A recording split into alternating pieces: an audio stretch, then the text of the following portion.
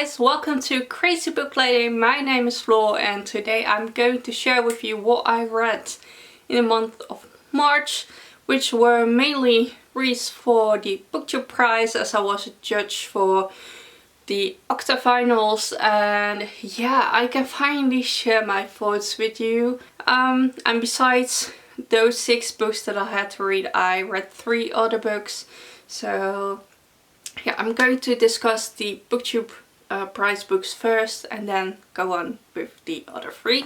So yeah, let's jump right into it. I am going to talk about them in the ranking that I set them, and that means that I'm going to start with place number 6, and that was for Boy Swallows Universe by Trent Dalton. I actually DNF'd this book because I couldn't get along with the writing.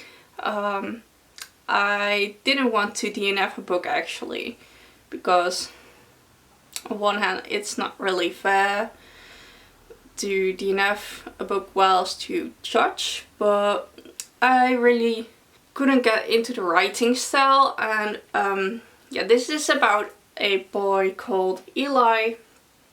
He's 12 years old and his father has disappeared. His brother doesn't talk, and his mother is a junkie, and yeah, he gets involved with a lot of criminal stuff. It's a really hard topic and it's about this boy's perspective, but I didn't feel like I was reading for a 12-year-old boy. It was too lyrical and poetic for me to feel like I was following a 12-year-old boy. So maybe it's just me, maybe it's just not my book, but yeah, I had a hard time getting into it, so I decided to DNF it. But this went through to the quarterfinals, and for the books that I have to judge for the quarterfinals, this book is in there as well. So I might give it a second shot when I'm done with the other books that I need to read and I have some time left, but I don't know. So yeah, for now I set it in the 6th spot. Then we have The Man Who Saw Everything by Deborah Levy. This is about a man called Saul, and he gets hit by a car on Abbey Road in 1989, and yeah, he's fine, he's okay, just a bit sore. He's there to make a picture for his sister, I guess, because he's going to East Berlin to do research on communism and all that. So yeah, he gets hit by a car, his girlfriend breaks up with him. It's a really sad day. Then he goes to Berlin, and then you jump to 2016 and he's getting hit by a car again on Abbey Road. And then he is talking about his memories, and I don't know, I just don't know what the author was trying to do, because the first half of the book was okay for me, but I found the second half of the book really fake. It felt partly like he had to do with he had to deal with memory loss whilst he was remembering specific things that happened years ago. So yeah, I don't know. I found it really hard to understand this book, so I gave it 2 stars in the end. Then we have a book that has been all over the place on Booktube, and that is The Starless Sea by Erin Morgenstern. This is actually a book about stories and fables, and this secret place called the Starless Sea. I can see why people can love this book, but it just wasn't for me. I actually liked the parts about Zachary more than the fable stuff. I gave it 2 stars because I can see why others can like it, but this was such a weird book.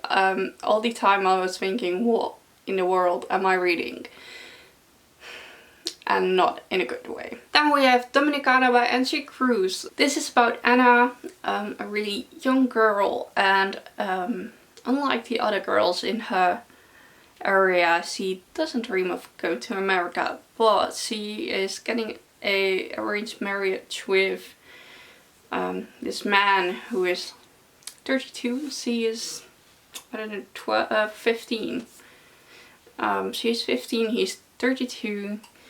They get married and he takes her to America. Her family is really happy about that because this way they have better opportunities to get more money, to survive, although that's what they think is going to happen, but in reality it doesn't go that way. Anna is trying to find her place in this new life, and she gets beaten up by her husband.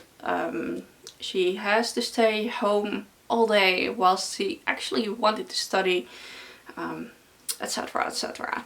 It's really difficult to read. In the beginning I didn't know that it was set in the 60s, so when I found out about that I was like, oh right, okay. If I knew that in the beginning, it would be different from the start, I guess. But it's taking place in the 60s, and this was based on Angie Cruz's mother story and also a lot of other Dominican women that she has spoken to, so that makes it even more powerful. Yeah, it's hard, it's emotional, but it's powerful, and I gave it 4 stars in the end. Then in the second spot we have Middle England by Jonathan Coe. This is a book about Brexit mainly. You follow a bunch of characters and yeah, you follow them as the political culture in England is changing and how that affects them and how they think about it and all that stuff. So whilst I was reading it, it felt like I was reading from a countryside perspective, while some parts are set in London as well. So yeah, it had a really countryside feel to it. I don't know why, but yeah. And it reminded me a lot of The Casual Vacancy by J.K. Rowling, which I really like, because The Casual Vacancy is about a local political event and this one is country based political stuff, so both are political and yeah, it had the same feel, so I really liked this. I really enjoyed reading this, and although this is the third in a sort of series, you can read it as a standalone, but I'm really intrigued to read the other books as well. I gave it 4 stars in the end, and it deserved to be on the second spot. And last but not least, on the number 1 spot I placed Patsy by Nicole Dennis Benn. To be honest, I didn't quite finish it before I had to send in my ranking. But I was so enjoying this and I didn't want to rush the ending. So yeah, I just placed it in the number 1 spot and I don't regret it at all. This was my only 5-star read of the bunch of this book.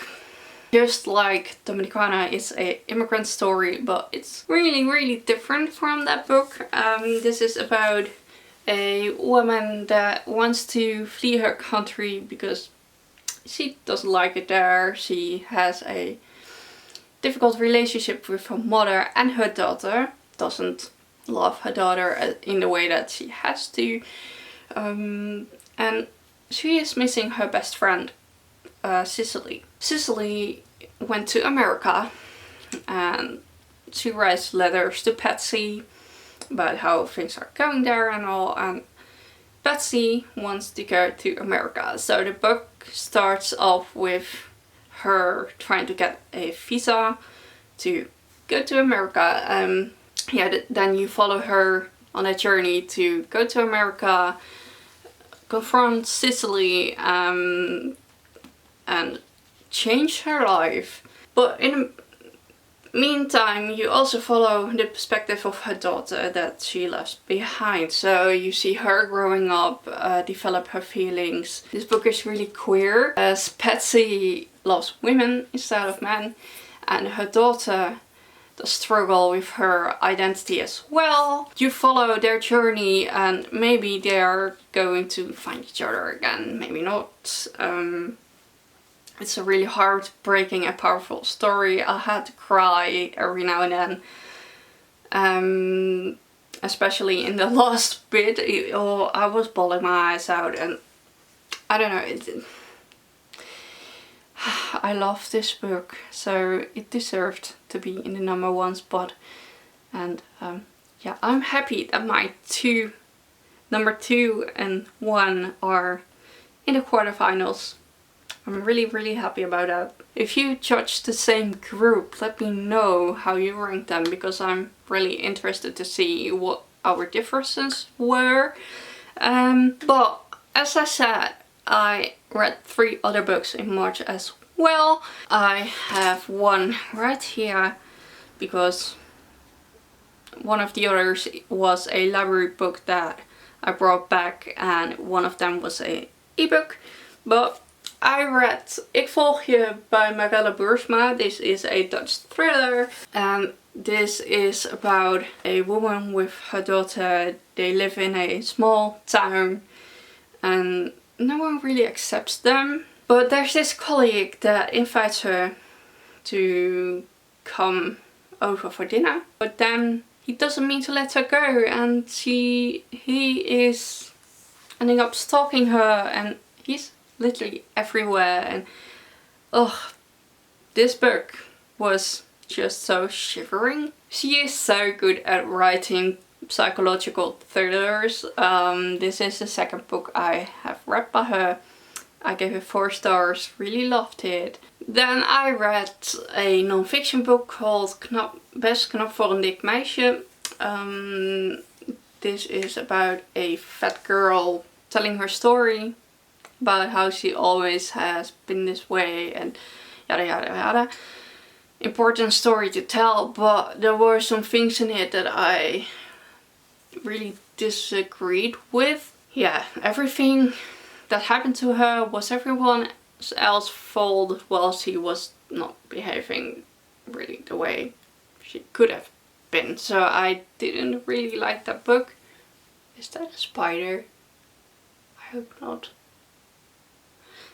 Anyway, so I gave it 2 stars, I believe, or 1 star, I'm not really sure, but yeah, I didn't really like that one, unfortunately. Last but not least, I read The Road to Zoe, which I got as an e-arc via NetGalley, and this is the story about a girl that actually went kind of missing without the family knowing what really happened, or at least the brother doesn't know what happened to her, why everything went the way it went.